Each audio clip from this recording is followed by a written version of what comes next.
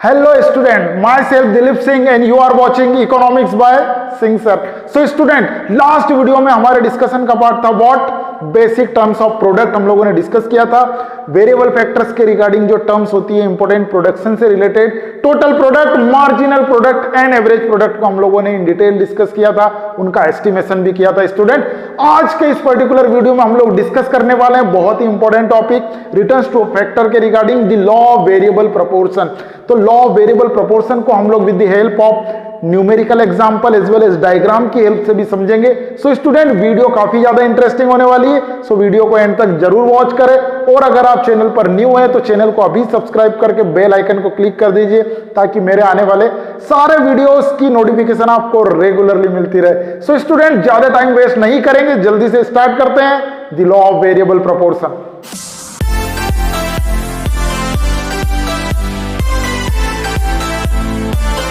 So student, the law of variable proportion returns to a factor के regarding बहुत ही important law है। Student, जब भी हम लोग प्रोडक्शन प्रोसेस को कंडक्ट करते हैं, जब भी हम गुड्स एंड कमोडिटीज का प्रोडक्शन करते हैं स्टूडेंट्स, ये लॉ अप्लाई होता है, एप्लीकेबल होता है। क्लियर? हर एक प्रोडक्शन प्रोसेस में हमें the law of variable proportion देखने को मिलता है स्टूडेंट्स। क्लियर? तो ये लॉ है क्या बेसिकली? क्लियर? ये लॉ क्या है बेसिकली? किस चीज के रिगार्डिंग या किस तरह के प्रोडक्शन की स्टेजेस को रिफ्लेक्ट करता है, देखेंगे स्टूडेंट, काफी ज्यादा मजा आने वाला है। क्लियर? लास्ट वीडियोस में हम लोगों ने प्रोडक्शन फंक्शन को इन डिटेल डिस्कस किया, वहां पर हमने ये भी देखा कि वेरिएबल फैक्टर्स और फिक्स फैक्टर्स होते हैं जो प्रोडक्शन में यूज होते हैं, और उन्हीं फैक्टर्स की हेल्प से प्रोडक्शन जो है वो होता है स्टूडेंट्स रेगुलरली। अब हमें यहां पर ये देखना है कि जो फिक्स फैक्टर्स हैं वो तो रिमेन फिक्स होते हैं, वेरिएबल फैक्टर्स ही हमारे चेंज होते हैं। तो जब भी हमें प्रोडक्शन करना होता है शॉर्ट रन में, तो हमें या प्रोडक्शन को इंक्रीज करना होता है शॉर्ट रन में, तो हम वहां पर क्या करते हैं? वेरिएबल फैक्टर्स को इंक्रीज करते हैं, तभी प्रोडक्शन इंक्रीज होता है स्टूडेंट। क्लियर? जब वेरिएबल फैक्टर्स की यूनिट्स को हम बढ़ाते हैं तो हमने ये भी डिस्कस किया है कि हमारा जो फैक्टर का रेशियो है एज वेल एज प्रोपोर्शन जो है वो चेंज होता है स्टूडेंट्स। क्लियर? तो जब उस रेशियो में चेंज आता है तो उस रेशियो में चेंज के साथ प्रोडक्शन में क्या चेंज आता है, टोटल प्रोडक्शन में क्या चेंज आता है, मार्जिनल प्रोडक्शन में क्या चेंज आता है, यही हम इस पर्टिकुलर लॉ के थ्रू समझेंगे स्टूडेंट्स। क्लियर? तो हम लोग यहां पर देखते हैं बेसिकली जो है प्रोडक्शन फंक्शन हमारा हम लोगों ने लास्ट वीडियो में डिस्कस किया था, एक बार फिर मेंशन करते हैं। Qx is the function of L and K and now K is what? Constant in short run। तो ये हमारा प्रोडक्शन फंक्शन है। Qx is the output function, labour and capital, ये दो फैक्टर्स हम लोग यहां पर यूज करते हैं स्टूडेंट्स। क्लियर? तो जब भी हम प्रोडक्शन करते हैं तो लेबर और कैपिटल को यूज करते हैं, इनकी हेल्प से ही हमें प्रोडक्शन मिलता है स्टूडेंट्स। क्लियर? तो यहां पर अगर फॉर एग्जांपल हम लोग 5 लेबर एंड 4 कैपिटल को अगर यूज कर रहे हैं तो हमें प्रोडक्शन मिल रहा है 40x का स्टूडेंट्स। क्लियर? अब जब हम शॉर्ट रन में प्रोडक्शन करते हैं तो हम जानते हैं कि ये जो पर्टिकुलरली कैपिटल है ये फिक्स फैक्टर है, इसमें किसी फॉर्म में कोई चेंज नहीं आएगा, सिर्फ चेंज जो है वो किस में आएगा? तो लेबर्स में चेंज आएगा। क्लियर? अब वेरिएबल फैक्टर लेबर को जब हम लोग रेगुलरली इंक्रीज करेंगे, क्लियर, 6L 7L 8L, ठीक है, तो जब इन लेबर्स को हम बढ़ाएंगे तो प्रोडक्शन में ऑब्वियस सी बात है कि यहाँ पर चेंज आएगा स्टूडेंट्स। क्लियर? 6 लेबर हम लोगों ने अगर यहाँ पर यूज हम लोग कर रहे हैं, ठीक है, तो प्रोडक्शन हमारा इंक्रीज हुआ 48। क्लियर? उसके बाद अगर हम लोग यहाँ पर यूज कर रहे हैं तो प्रोडक्शन हमारा यहाँ पर हो जाएगा 56। क्लियर? एंड नाउ और अगर हम लोग 55 ले लेते हैं इसे, ठीक है, और अगर हम लोग करते हैं तो यहाँ पर हमारा प्रोडक्शन हो रहा है 58। क्लियर? तो ये प्रोडक्शन रेगुलरली इंक्रीज हो रहा है, ठीक है, बट प्रोडक्शन में कुछ चेंजेस आ रहे हैं और ये चेंजेस जो है वो वेरिएबल फैक्टर्स को लगाने से आ रहे हैं, ठीक है। तो वेरिएबल फैक्टर्स के एप्लीकेशन से प्रोडक्शन में क्या चेंज आएगा, टोटल प्रोडक्ट में क्या चेंज आएगा, किस तरह से टोटल प्रोडक्ट इंक्रीज होगा, मार्जिनल प्रोडक्ट में क्या चेंज आएगा, यही हम लोग डिस्कस करेंगे स्टूडेंट लॉ की हेल्प से। इस लॉ की हेल्प से हम लोग ये समझने वाले। क्लियर? तो फर्स्ट ऑफ ऑल हम लोग देखते हैं लॉ ऑफ वेरिएबल प्रोपोर्शन है क्या। Clear? So law of variable proportion production के रिगार्डिंग बेसिक लॉ है, ठीक है। जब भी प्रोडक्शन एक्टिविटीज होती है ये लॉ एप्लीकेबल होता है स्टूडेंट्स के लिए। ओके, तो देखते हैं लॉ क्या बोल रहा है, ठीक है। फिर इस लॉ के रिगार्डिंग एजम्पशंस क्या है, फिर उसके रिगार्डिंग हम लोग न्यूमेरिकल एग्जांपल और डायग्राम की हेल्प से भी समझते हैं। So first of all the law state that, law of variable proportion state that as more and more of the variable factor is combined with the fixed factors, MP of the variable factors, MP is the what? Marginal product of the variable factors may initially rise. After some times, MP of the variable factors start declining. MP may ultimately become zero or even negative. Clear students? तो ये जो law है, law of variable proportion reflect कर रहा है, बता रहा है कि जैसे जैसे हम लोग मोर and more unit of variable factor fix factor के साथ लगाते हैं, ठीक है, जैसे हम लोग यहां पे कर रहे हैं 5 labour 4 capital, 6 labour 4 capital, 7 labour 4 capital. तो जब हम ज्यादा से ज्यादा यूनिट्स फिक्स फैक्टर के साथ वेरिएबल फैक्टर की लगाते हैं, ठीक है, तो 5 लेबर लगाए 4 कैपिटल ये, ठीक है, 6 लेबर 4 कैपिटल है, 7 लेबर 4 कैपिटल है, 8 लेबर यहां भी अगेन 4 कैपिटल, ठीक है। तो जैसे जैसे मोर and more of the variable factor is combined with the fix factor, MP जो है marginal product of the variable factor में इनिशियली राइज, स्टार्टिंग में मार्जिनल प्रोडक्ट जो है एमपी जो है वो इंक्रीज होगा, ठीक है, इंक्रीज होगा मार्जिनल प्रोडक्ट इनिशियल स्टेज पर। Clear? Second thing is what? After some time MP of the variable factors start declining, कुछ यूनिट्स के बाद जो मार्जिनल प्रोडक्ट है वो डिक्रीज होना स्टार्ट हो जाता है। एंड नाउ, और अगर हम आगे वेरिएबल फैक्टर्स को अप्लाई करते हैं यहां पर, और अगर यूनिट्स को हम लोग बढ़ाते जाएंगे तो एमपी अल्टीमेटली बिकम जीरो और इवन नेगेटिव, ठीक है। तो आगे अगर हम लेबरर्स को या वेरिएबल फैक्टर्स की यूनिट को और इंक्रीज करते जाएंगे, अप्लाई करते जाएंगे, तो एक पॉइंट पर मार्जिनल प्रोडक्ट जो डाउन हो रहा था वो डाउन होते होते जीरो पे आ जाएगा, और अगर अप्लाई करेंगे तो वो नेगेटिव भी चला जाएगा, ठीक है। तो this is the what law of variable proportion student. Clear? तो अल्टीमेटली जो लॉ है वो ये बता रहा है कि जब भी हम वेरिएबल फैक्टर्स को फिक्स फैक्टर के साथ लगाएंगे, धीरे धीरे मार्जिनल प्रोडक्ट जो वो हमारा इंक्रीज होगा इनिशियल लेवल पे, उसके बाद डिक्रीज होना स्टार्ट हो जाएगा, एक पॉइंट पर वो जीरो, एंड नाउ उसके बाद वो नेगेटिव हो जाता है स्टूडेंट मार्जिनल प्रोडक्ट। क्लियर? तो यही हमारा लॉ ऑफ वेरिएबल प्रोपोर्शन का पार्ट है स्टूडेंट्स। क्लियर? तो इस लॉ के थ्रू हमने ये देखा कि जैसे ही प्रोपोर्शन हमारे फैक्टर्स का चेंज होता है, धीरे धीरे चेंज होते जाता है, MP marginal product initially increase होगा, ना उसके बाद मार्जिनल प्रोडक्ट डिक्रीज होना स्टार्ट होता है, एक पॉइंट पे जीरो, एंड ना उसके बाद नेगेटिव स्टूडेंट। क्लियर? तो ये लॉ ऑफ वेरिएबल प्रोपोर्शन का स्टेटमेंट है, या इसे हमने डिफाइन किया है स्टूडेंट। क्लियर? ओके, तो यहां पर जो हमारा प्रोपोर्शन है, ठीक है, लॉ ऑफ वेरिएबल प्रोपोर्शन, यहां पे प्रोपोर्शन हमारा वेरिएबल हो रहा है। क्लियर? प्रोपोर्शन में चेंजेस आ रहे हैं, क्या चेंजेस आ रहे हैं? 5 लेबर 4 कैपिटल, तो 5:4 का हमारा यहां पर रेशियो है, यहां पर 6:4 का रेशियो हुआ, यहां पर 7:4 का रेशियो है, यहां पर 8:4 का रेशियो यहां पर हो चुका है, ठीक है। अब ये जो पर्टिकुलरली हमारा रेशियो चेंज हो रहा है, इसकी वजह से बिगिनिंग में, ठीक है, यहां पर एमपी जो है वो हमारा बिगिनिंग में क्या होगा? इंक्रीज होगा, मार्जिनल प्रोडक्ट इंक्रीज होगा, एंड नाउ कुछ यूनिट्स के बाद मार्जिनल प्रोडक्ट जो है वो डिक्रीज होना स्टार्ट हो जाएगा, स्टार्ट डिक्लाइनिंग, एंड नाउ कुछ यूनिट्स के बाद एमपी जो है वो इज इक्वल्स टू जीरो हो जाएगा, और अगर उसके बाद भी नहीं हम लोग रुकते हैं तो एमपी बिकम्स व्हाट? नेगेटिव हो जाएगा स्टूडेंट्स। क्लियर? तो ये लॉ ऑफ वेरिएबल प्रोपोर्शन का पार्ट है। ओके, जल्दी से हम लोग इस पर्टिकुलर लॉ के अजम्पशंस देखेंगे। तो जब भी हम लॉ ऑफ वेरिएबल प्रोपोर्शन को डिस्कस करते हैं, कुछ सर्टेन थिंग्स को हमें एज्यूम करना होता है, कांस्टेंट करना होता है। First thing is what? Ratio in which factors of production are combined can be change. जिस रेशियो में हम लोग फैक्टर्स को यूज कर रहे हैं, लेबर और कैपिटल को यूज कर रहे हैं, वो मस्ट बी चेंज होना चाहिए भाई, ठीक है। तो हम लोग यहाँ पे चेंज कर रहे हैं, 4 labour 5 labour 4 capital, 6 labour 4 capital, 7 labour 4 capital, तो ये रेशियो जो है ये चेंज होना चाहिए, हो रहा है, ठीक है। जब रेशियो चेंज होगा तभी law of variable proportion apply होगा स्टूडेंट, एप्लीकेबल होगा, नहीं तो नहीं होगा, ठीक है।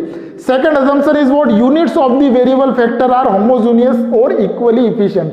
तो जिन वेरिएबल फैक्टर्स की यूनिट्स को हम अप्लाई कर रहे हैं, लेबरर की यूनिट को अप्लाई कर रहे हैं, वो सारी यूनिट्स क्या होनी चाहिए? एक जैसी होनी चाहिए, होमोजीनियस होनी चाहिए नेचर में, ठीक है, इक्वली इफिशिएंट होनी चाहिए। ऐसा नहीं कि फर्स्ट लेबर जो हम लोगों ने अप्लाई किया है वो ठीक ठाक था, उसके बाद हमने बेटर और अच्छे लेबर को हमने अप्लाई किया या इफिशिएंट लेबर को हमने लगाया, तो ये नहीं होना चाहिए। हर एक लेबर लगभग एक जैसा होना चाहिए। Second assumption.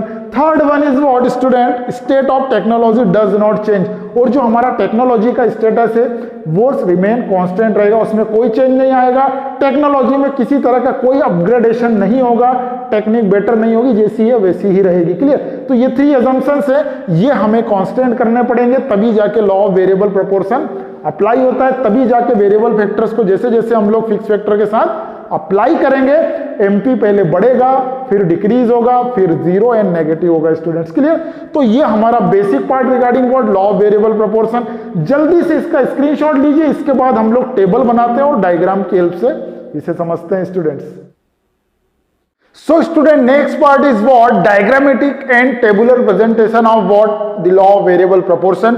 तो लॉ ऑफ वेरिएबल प्रोपोर्शन को हम लोग डायग्राम और टेबल की हेल्प से, न्यूमेरिकल एग्जांपल की हेल्प से हम लोग देखेंगे कि ये कैसे वर्क करता है। ठीक है? अब लॉ ऑफ वेरिएबल प्रोपोर्शन में हमने ये देखा है कि जैसे जैसे हम लोग वेरिएबल फैक्टर्स को फिक्स फैक्टर पे अप्लाई कर रहे हैं, ठीक है, तो इनिशियली जो मार्जिनल प्रोडक्ट मिलता है वेरिएबल फैक्टर का वो इंक्रीजिंग ऑर्डर में मिलता है, फिर डिक्रीजिंग ऑर्डर में मिलता है, एक पॉइंट पर वो जीरो हो जाता है और फिर उसके बाद वो नेगेटिव हो जाता है। स्टूडेंट के लिए तो इसी को हम लोग यहाँ पर with the help of table and diagram discuss करते हैं। ठीक है? कि कहां तक एमपी इंक्रीज हो रहा है, कहां से डिक्रीज होना स्टार्ट हो रहा है, कहां पर नेगेटिव और कहां पर जीरो हो रहा है। ठीक है? तो चलिए देखते हैं। सो फर्स्ट ऑफ ऑल हम लोगों ने the law of variable proportion के रिगार्डिंग यहां पर टेबल फ्रेम किया है। ठीक है? इसमें हम लोगों ने यूनिट्स ऑफ फिक्स फैक्टर को भी लिया है, मतलब लैंड की यूनिट को लिया है, ये एग्रीकल्चर सेक्टर से हम लोग एग्जांपल मान सकते हैं। Second thing is what unit of labour हम लोगों ने लिया, ये एक वेरिएबल फैक्टर है। ठीक है? Land fix factor and labour variable factor. Third जो कॉलम है हमारा वो है टोटल प्रोडक्ट के रिगार्डिंग। ठीक है? कि ओवरऑल जो टोटल प्रोडक्ट है हमारा वो कितना रहेगा हर एक यूनिट पर। एंड लास्ट जो हमारा पर्टिकुलरली कॉलम है वो है रिलेटेड टू मार्जिनल प्रोडक्ट। ठीक है? तो मार्जिनल प्रोडक्ट किस यूनिट पर कितना रहेगा। ठीक है? तो ये हमारा टेबल हुआ है। नाउ इसी से रिलेटेड हमारा ये डायग्राम है जिसको हम लोग डिस्कस करेंगे लॉ ऑफ वेरिएबल प्रोपोर्शन के regarding. Clear? So first of all हम लोग स्टार्ट करते हैं यूनिट ऑफ लैंड। लैंड एक फिक्स फैक्टर है, so fix factor remain fix रहता है, कांस्टेंट रहता है, उसमें किसी तरह का कोई चेंज नहीं आता है। Student clear? सो जो लैंड की यूनिट है वो 111, इट मींस कि 1 हेक्टेयर लैंड जो है वो यहाँ पर फिक्स फैक्टर के फॉर्म में। ठीक है? इसे हम लोग 1 हेक्टेयर लैंड के फॉर्म में मेंशन कर रहे हैं जो फिक्स है। Clear? Second thing is what की यूनिट ऑफ लेबर है, लेबर हमें बढ़ाना है और जैसे जैसे लेबर बढ़ाएंगे प्रोडक्शन वैसे वैसे बढ़ता जाएगा। ठीक है? तो लेबर की यूनिट हम लोग 1 2 3 4 5 6 7 8 तक जो है हम लोग लेबरर्स को इंक्रीज करेंगे। ठीक है? एंड नाउ इन लेबर को फिक्स फैक्टर के साथ अप्लाई करने पर टोटल प्रोडक्ट जो आएगा हमारा वो यहां पर हमने मेंशन किया है। एंड नाउ मार्जिनल प्रोडक्ट जो है वो क्या रहेगा वो हम लोगों ने यहां मेंशन किया। ठीक है? सो टोटल प्रोडक्ट हम लोग लास्ट वीडियोस में डिस्कस कर चुके हैं स्टूडेंट की ओवरऑल प्रोडक्ट जो हमारा हो रहा है वेरिएबल फैक्टर्स को अप्लाई करने से वो टोटल प्रोडक्ट है। मार्जिनल प्रोडक्ट जो एडिशनल लेबर को लगाने से प्रोडक्शन आ रहा है। ठीक है? या वन मोर वेरिएबल फैक्टर को अप्लाई करने से जो प्रोडक्ट आता है हमारा वो मार्जिनल प्रोडक्ट होता है। क्लियर? सो यहां पर देखते हैं। सो फिक्स फैक्टर के साथ हमने फर्स्ट लेबर लगाया तो टोटल प्रोडक्ट हमारा 2 यूनिट्स का है। एंड इस पर्टिकुलर लेबर का जो मार्जिनल प्रोडक्ट है वो अगेन 2 यूनिट्स का। स्टूडेंट्स ठीक है? अब हमने प्रोडक्शन प्रोसेस में एक और लेबर को इंक्रीज कर दिया, मतलब टोटल हमारे 2 लेबर्स हो गए हैं। 2 लेबर लगाने से टोटल प्रोडक्ट हमारा 5 यूनिट्स का आ रहा है। ठीक है? मार्जिनल प्रोडक्ट जो इस सेकंड लेबर का आ रहा है वो आ रहा है 3 यूनिट्स। ठीक है? नेक्स्ट आगे हम लोग बढ़ते हैं तो हम लोग लेबर को और इंक्रीज कर रहे हैं, 3 लेबर्स हो गए। 3 लेबर से हमारा जो टोटल प्रोडक्ट है वो हुआ 9 यूनिट्स का। ठीक है? और इस यूनिट का जो मार्जिनल प्रोडक्ट है वो है 4। क्लियर? फोर्थ यूनिट पर हमारा जो टीपी है स्टूडेंट्स 12 यूनिट्स, यहां पर मार्जिनल प्रोडक्ट जो आ रहा है वो 3 यूनिट्स का आ रहा है। Clear? Next unit 5th unit पर या 5 लेबरर्स को लगाने पर हमारे टोटल प्रोडक्ट जो है वो 14 यूनिट्स का आ रहा है और मार्जिनल प्रोडक्ट जो है वो 5th यूनिट के लेबर का जो मार्जिनल प्रोडक्ट है वो है 2 यूनिट्स। ठीक है? इसी तरह 6th पर हमें 15 यूनिट्स का टीपी मिल रहा है और एमपी मिल रहा है 1। ठीक है? 7th यूनिट पर टीपी अगेन हमारा कांस्टेंट है, 15 का 15 ही है, इंक्रीज नहीं हुआ है। ठीक है? एंड यहां पर एमपी जो आ रहा है वो 0 आ रहा है, मतलब कि जो 7th लेबर हमने लगाया उसने कुछ भी प्रोड्यूस नहीं किया स्टूडेंट्स के लिए, तो ये 0 एमपी हुआ। एंड नाउ और अगर हम लेबर को इंक्रीज करते हैं, 8th लेबर अगर हम लगा रहे हैं तो टोटल प्रोडक्ट हमारा 15 से कम होकर 14 हो रहा है, ठीक है। सो 14 टोटल प्रोडक्ट हमारा टीपी हो चुका है और मार्जिनल प्रोडक्ट जो है वो क्या है, -1, ठीक है। तो ये पर्टिकुलरली हमारा टेबल है। इस टेबल में हमें देखना है कि जैसे जैसे हम लोग लेबर को इंक्रीज कर रहे हैं तो मार्जिनल प्रोडक्ट हमारा कहां तक इंक्रीज हो रहा है, ठीक है। सो मार्जिनल प्रोडक्ट फर्स्ट यूनिट पर हमारा 2 है, सेकंड पर 3 है एंड नाउ फोर्थ पर हमारा 4 है, ठीक है। सो बिगिनिंग की जो 3 यूनिट्स है, इन 3 यूनिट्स पर हमारा मार्जिनल प्रोडक्ट जो है वो इंक्रीज हो रहा है, ठीक है। तो यहां तक हमारा मार्जिनल प्रोडक्ट इंक्रीज हो रहा है फर्स्ट 3 यूनिट्स पर, ठीक है। जब फोर्थ यूनिट से हम लोग देखते हैं तो फोर्थ से लेकर के 7th यूनिट तक मार्जिनल प्रोडक्ट डिक्रीज हो रहा है स्टूडेंट्स, ठीक है। तो इस पर्टिकुलर यूनिट से लेकर यहां तक जो है marginal product from 4th unit to 7th unit marginal product downfall condition में 3, 2, 1, 0 की कंडीशन में, ठीक है। एंड नाउ लास्ट जो यूनिट है हमारा 8th यूनिट, यहां पर मार्जिनल प्रोडक्ट नेगेटिव हो चुका है स्टूडेंट्स, क्लियर। तो ये पर्टिकुलरली हमारी तीनों जो कंडीशंस है कि बिगिनिंग में 3rd यूनिट तक मार्जिनल प्रोडक्ट इंक्रीज हो रहा है, उसके बाद नेक्स्ट 4 यूनिट में मार्जिनल प्रोडक्ट जो है वो डिक्रीज हो रहा है और लास्ट यूनिट पर ये नेगेटिव हो रहा है, ठीक है, क्लियर। तो यही हमारा लॉ है जो ये बताता है कि जैसे जैसे हम वेरिएबल फैक्टर को अप्लाई करेंगे, इंक्रीज करेंगे, टोटल प्रोडक्ट मार्जिनल प्रोडक्ट जो है वो हमारा इंक्रीज होगा बिगिनिंग में, फिर डिक्रीज होगा और फिर 0 एंड नेगेटिव हो जाएगा। तो बिगिनिंग में एमपी इंक्रीज हो रहा है, क्लियर, फिर डिक्रीज हो रहा है और फिर नेगेटिव हो रहा है, क्लियर। तो ये तीनों जो पर्टिकुलरली कंडीशन है वो यहां पर एग्जिस्ट कर रही है, ठीक है, टेबल में, क्लियर।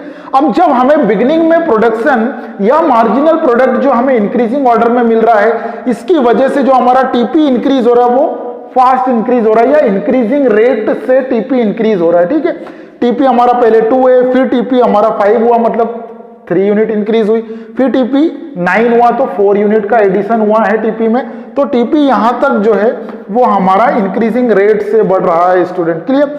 फिर इसके बाद एमपी डिक्रीज हो रहा है, ठीक है, नेक्स्ट 4 यूनिट में, ठीक है। तो यहां पर जो टीपी में जो चेंज आ रहा है, एमपी यहां पर डिक्रीज हो रहा है, टीपी में जो चेंज आ रहा है, टीपी इंक्रीज हो रहा है, नो डाउट, बट टीपी के जो इंक्रीज होने का रेट है वो डिक्रीजिंग रेट है student, clear, okay. And now last unit पर यहां पर क्या हुआ है, नेगेटिव एमपी आया है, तो नेगेटिव एमपी ने टीपी को डिक्रीज कर दिया है, क्लियर, ओके। अब ये तीनों जो पर्टिकुलरली कंडीशन है इसे हम लोग स्टेज के फॉर्म में मेंशन करते हैं। सो जो फर्स्ट हमारा कंडीशन है जहां पर एमपी हमें इंक्रीजिंग ऑर्डर में मिल रहा है, इसे हम लोग कहते हैं increasing returns to a factor वाली कंडीशन, ठीक है, increasing returns to a factor, ठीक है, क्योंकि यहां पर हमें रिटर्न्स जो है मार्जिनल प्रोडक्ट जो है हर एडिशनल लेबर से इंक्रीजिंग ऑर्डर में मिल रहा है, क्लियर, 2, 3, 4, क्लियर। तो ये हमारा फर्स्ट स्टेज हो चुका है रिगार्डिंग दी व्हाट प्रोडक्शन, जहां पर हमें प्रोडक्ट जो है मार्जिनल प्रोडक्ट जो है वो इंक्रीजिंग ऑर्डर में मिल रहा है, हर एक लेबर को या एडिशनल लेबर से एमपी इंक्रीज हो रहा है, क्लियर, ओके।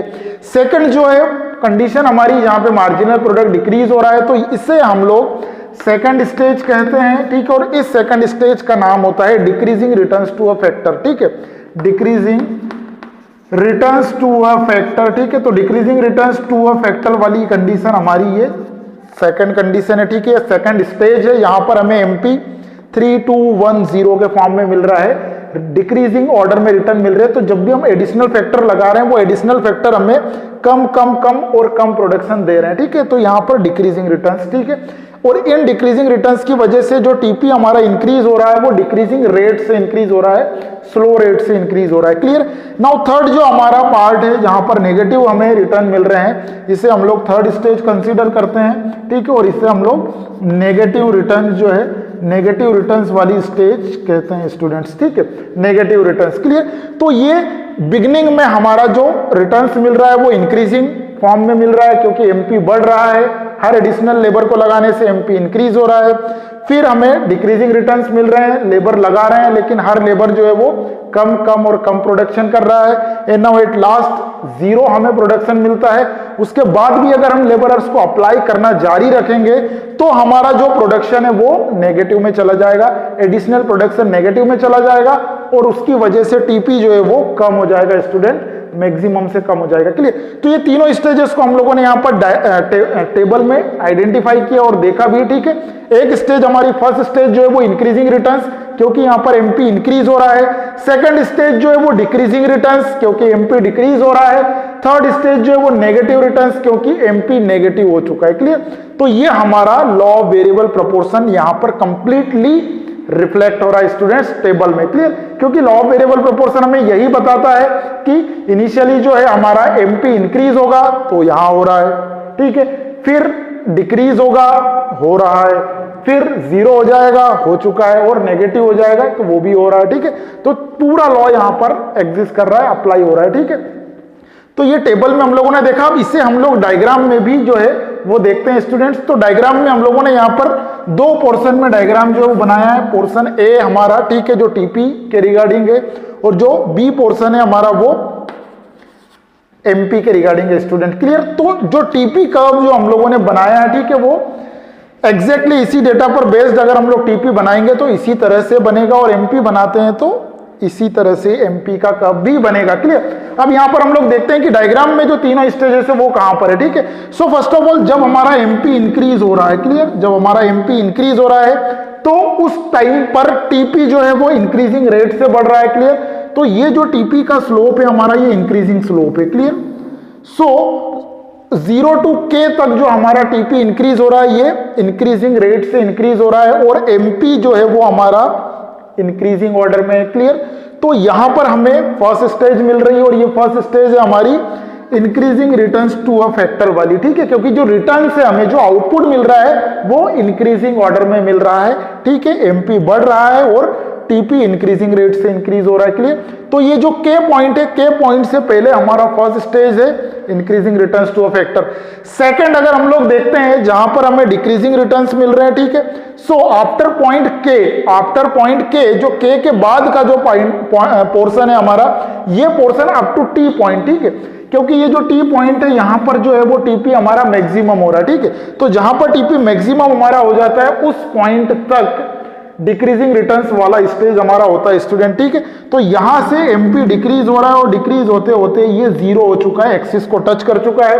तो यहां तक हमारा from E to S point जो है ये हमारा डिक्रीजिंग रिटर्न्स वाला है एमपी वाले कर्व के अकॉर्डिंग।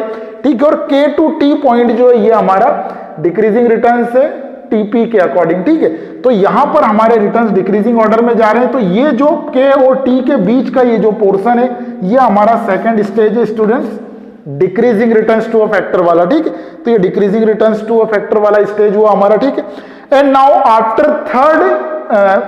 आफ्टर सेकंड स्टेज जो है वो हमारा थर्ड स्टेज आता है। तो टी पॉइंट के बाद जो है वो टीपी हमारा डिक्रीज हो रहा है। ठीक है, टीपी डाउन हो रहा है, एंड एमपी जो है वो एक्सिस के नीचे चला गया। इट मींस कि ये नेगेटिव हो चुका है स्टूडेंट। ठीक है, और यहां पर हमें क्या मिल रहे हैं, नेगेटिव रिटर्न्स। ये हमारा थर्ड स्टेज रहेगा। ठीक है, नेगेटिव रिटर्न्स वाला। क्लियर?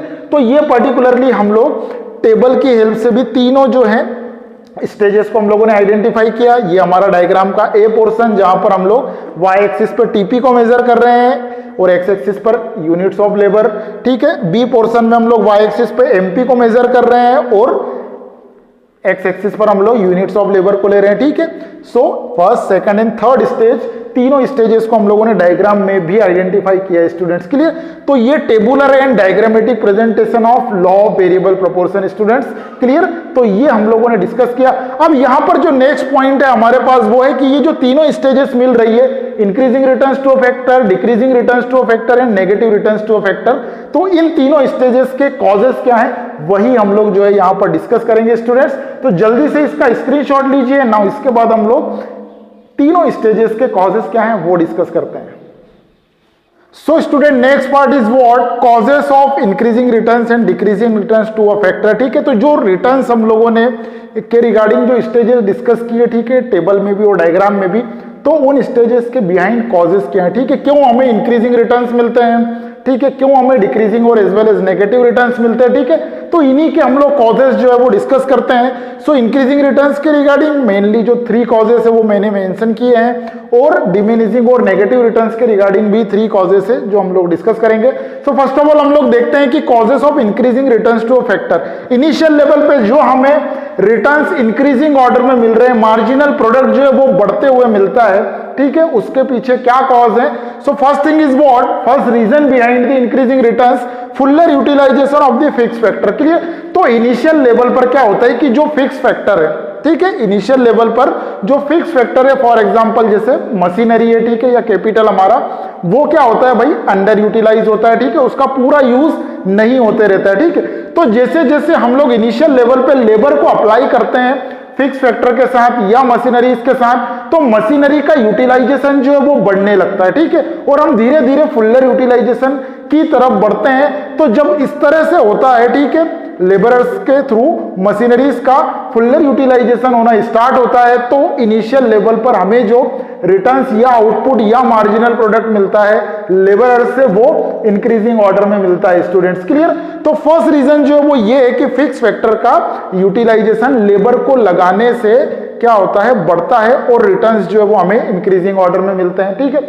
अगर, क्योंकि एक मशीनरी जो है उसकी एक कैपेसिटी है, क्लियर, मशीनरी की एक कैपेसिटी है कि फॉर एग्जांपल एक कोई मशीन है जो 10 लेबरर्स को इजीली क्या कर सकती है भाई, अप्लाई कर सकती है, या 10 लेबरर्स के साथ इफिशिएंटली वर्क कर सकती है, काम कर सकती है। तो जब तक हम इन 10 लेबर तक नहीं पहुंचेंगे, ठीक है, तो हम लोगों ने फर्स्ट लेबर लगाया, फिर सेकंड, थर्ड, फोर्थ, फिफ्थ, तो जैसे जैसे लेबर बढ़ा रहे हैं उस मशीन का यूज बेटर होते जा रहा है, ठीक है, उसका फुलर यूज होना स्टार्ट हो रहा है, और जब इस तरह से होता है तो आउटपुट जो है वो हमारा इंक्रीज होता है, मार्जिनल प्रोडक्ट जो है वो इंक्रीज होता है student. Clear? So first reason. Second one is वो division of labour and increase in efficiency. तो जब हम रेगुलरली फिक्स फैक्टर के साथ लेबरर्स को या वेरिएबल फैक्टर्स को अप्लाई करते हैं, तो जो हमारी फॉर्म्स है वहां पर क्या होता है कि प्रोसेस बेस्ड डिवीजन जो है लेबरर्स का या वर्कर्स का होना स्टार्ट हो जाता है, ठीक है। अब डिवीजन ऑफ लेबर क्या है भाई, तो पर्टिकुलरली जो लेबरर वर्क कर रहे हैं उसमें जो जिस काम में इफिशिएंट है, जो जिस काम को बेटर कर रहा है, उन्हें हम वही काम जो है वो रेगुलरली करवाएंगे, ठीक है। तो ये डिवीजन ऑफ लेबर, ठीक है, लेबरर्स को डिवाइड कर दो उनकी एबिलिटी, उनकी इफिशिएंसी के अकॉर्डिंग, उनकी प्रोडक्टिविटी, उनकी एबिलिटी के अकॉर्डिंग, ठीक है। तो ये डिवीजन ऑफ लेबर जब होना स्टार्ट हो जाता है, जो लेबर जिस काम में इफिशिएंट होता है उन्हें हम वही काम करवाते हैं, तो वो कम टाइम में ज्यादा काम करते हैं और उनकी प्रोडक्टिविटी बढ़ जाती है, ठीक है, उनकी इफिशिएंसी इंक्रीज हो जाती है, और हमें इनिशियल लेवल पर प्रोडक्शन जो है वो इंक्रीजिंग ऑर्डर में मिलता है स्टूडेंट, मार्जिनल प्रोडक्ट इंक्रीज होता है हमारा, ठीक है। तो ये डिवीजन ऑफ लेबर की वजह से भी इंक्रीजिंग रिटर्न्स जो है वो मिलते हैं हमें बिगिनिंग में। Clear? Next thing is what, better coordination between the factors, ठीक है। अब फैक्टर्स के बीच में जो कोऑर्डिनेशन है वो जितना ज्यादा बेटर होते जाएगा उतना हमारा मार्जिनल प्रोडक्ट इंक्रीज होगा स्टूडेंट। क्लियर? फॉर एग्जांपल कि हमारी एक कैपिटल है, ठीक है, 1K, ये हमारा कैपिटल है, ठीक है। अब इस कैपिटल की कैपेसिटी क्या है भाई, 10 लेबरर्स की है, ठीक है। तो जब तक हमारा एक कैपिटल पे 10 लेबरर्स नहीं होंगे, मशीनरी या कैपिटल का यूटिलाइजेशन फुलर नहीं होगा, ठीक है। तो जैसे जैसे हम इस कैपिटल पे लेबरर्स को बढ़ाते जाते हैं, ठीक है, 1 लगाया लेबर, 2 लगाए, 3 लगाए, 4 लगाए, 5 लगाए, ठीक है। तो जो लेबर और जो कैपिटल का कॉम्बिनेशन है, फैक्टर्स के बीच का जो कॉम्बिनेशन है वो बेटर हो रहा है, ठीक है, वो आइडियल होने लगता है। तो जितना बेटर कॉम्बिनेशन होते जाएगा, जितना हम 1 कैपिटल और 10 लेबरर्स के कॉम्बिनेशन के नजदीक जाएंगे, उतना ज्यादा हमारा प्रोडक्शन जो है वो इंक्रीज होगा स्टूडेंट्स। क्लियर? तो हमारा जो फैक्टर्स का रेशियो है, फैक्टर्स का जो कॉम्बिनेशन है वो एप्रोप्रिएट होने लगता है, बेटर होने लगता है, ठीक है, आइडियल होने लगता है। इसीलिए हमें इंक्रीजिंग रिटर्न्स जो है वो इनिशियल लेवल पर मिलते हैं। क्लियर? तो ये हमारे पर्टिकुलरली 3 रीजन है behind the what, increasing returns to a factor. Clear? Now next thing is what, causes of diminishing और negative returns to a factor, ठीक है। तो हमें रिटर्न्स डिक्रीजिंग ऑर्डर में क्यों मिलते हैं, इसके क्या रीजन है? So first thing is what, fixity of the factor, ठीक है। अब हम लोग ये जानते हैं कि जब भी हम प्रोडक्शन कर रहे हैं तो प्रोडक्शन प्रोसेस में हमारा एक फैक्टर वेरिएबल है और एक फैक्टर फिक्स है स्टूडेंट। क्लियर?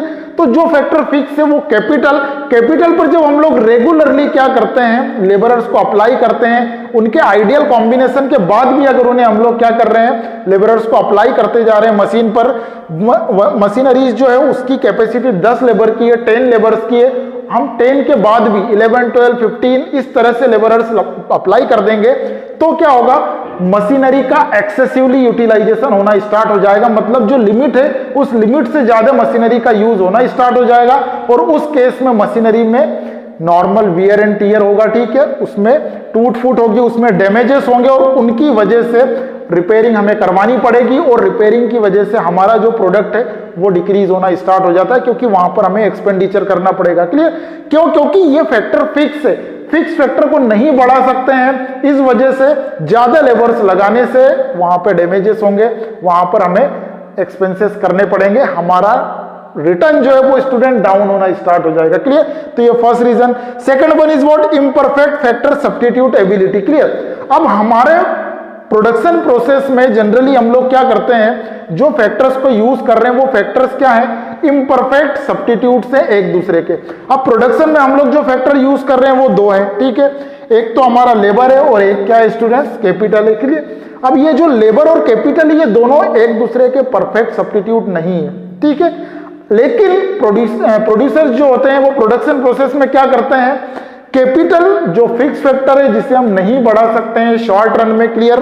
अब उसके रिगार्डिंग हम क्या करते हैं, प्रोडक्शन बढ़ाने के लिए लेबर को इंक्रीज करते हैं, ठीक है, हम कैपिटल की जो नीड है उस नीड को, उस रिक्वायरमेंट को लेबर से रिप्लेस करते हैं, ठीक है, बट लेबर जो है वो कैपिटल का परफेक्ट सब्स्टिट्यूट नहीं है, ठीक है, अगर हम लेबर को यूज करेंगे कैपिटल की जगह तो वो उसका परफेक्ट सब्स्टिट्यूट नहीं है और इसी पर्टिकुलर रीजन की वजह से हम लोग क्या कर रहे हैं, रेगुलरली रिटर्न्स जो है वो डिक्रीजिंग ऑर्डर में देखते हैं या हमें मिलते हैं, ठीक है। तो ये इम्परफेक्ट फैक्टर सब्स्टिट्यूट एबिलिटी जो रीजन है ये भी एक रीजन है behind the what, decreasing returns और नेगेटिव रिटर्न्स, ठीक है, क्योंकि हम लेबर को कैपिटल से रिप्लेस कर रहे हैं, ठीक है, सॉरी कैपिटल को लेबर से रिप्लेस कर रहे हैं, बट जो कैपिटल लेबर है कैपिटल का परफेक्ट रिप्लेसमेंट नहीं है स्टूडेंट। क्लियर? तो रेगुलरली लेबर बढ़ाएंगे, मशीनरी का एक्सेसिवली यूटिलाइजेशन होगा, वही डैमेजेस, वही प्रॉब्लम्स, वही एक्सपेंडिचर रिपेयरिंग में करना पड़ेगा, रिटर्न्स डाउन होंगे। Clear? Next thing is what, poor coordination between the factors, ठीक है। अब जब हम रेगुलरली प्रोडक्शन प्रोसेस में लेबरर्स को लगाते जा रहे हैं, ज्यादा से ज्यादा अप्लाई कर रहे हैं कैपिटल के ऊपर, तो जो लेबर और कैपिटल का जो आइडियल रेशियो है, जो एप्रोप्रिएट कॉम्बिनेशन जो होता है वो डिस्टर्ब हो जाता है, ठीक है। अब डिस्टर्ब होगा तो फिर क्या होगा, अगेन रिटर्न्स जो है वो हमारे डिक्रीजिंग ऑर्डर में जाएंगे। हमारा जो रेशियो है वो 1 कैपिटल पे 10 लेबरर्स का बेस्ट रेशियो है, आइडियल रेशियो है, लेकिन हम रेगुलरली क्या कर रहे हैं, 10 लेबर से इंक्रीज करते जा रहे हैं, 11, 12, 15, 17, 18, 20 तक लेबर अगर हम लोग लगा रहे हैं तो वो जो आइडियल कॉम्बिनेशन था वो डिस्टर्ब हो गया है, उनके बीच का जो कोऑर्डिनेशन होता है फैक्टर्स के बीच का वो पुअर हो जाता है, बिल्कुल खराब हो जाता है, और उसकी वजह से भी क्या होता है, रेगुलरली हमें रिटर्न्स जो है वो डिक्रीजिंग ऑर्डर में मिलते हैं, कम मिलते हैं, हर लेबर या एडिशनल लेबर के साथ कम मिलते जाते हैं, रिटर्न्स जीरो भी होते हैं, नेगेटिव भी हो जाते हैं। क्लियर? तो ये पर्टिकुलरली 3 रीजन है behind the what, decreasing returns to a factor, ठीक है। तो जल्दी से इसका स्क्रीनशॉट लीजिए। सो स्टूडेंट, आज के इस पर्टिकुलर वीडियो में इतना ही। आई होप कि आपको वीडियो समझ में आई है, अच्छी लगी है। अगर वीडियो आपको अच्छी लगी है तो वीडियो को like, comment and now share जरूर करिए, और इसके रिगार्डिंग अगर कोई भी प्रॉब्लम है तो आप मुझे कमेंट करके पूछ सकते हैं students. Clear? So student, next video में हम लोग डिस्कस करेंगे relation between total product and marginal product और average product and marginal product, ठीक है। ये, और अगर आप चैनल पर न्यू है तो चैनल को जल्दी से सब्सक्राइब करके बेल आइकन को प्रेस कर दीजिए, ताकि मेरे आने वाले सारे वीडियोस की नोटिफिकेशन आपको रेगुलरली मिलती रहे। सो स्टूडेंट, आज के इस वीडियो में इतना ही, नेक्स्ट वीडियो में मिलेंगे नेक्स्ट टॉपिक के साथ, तब तक के लिए बाय बाय, जय हिंद, जय भारत।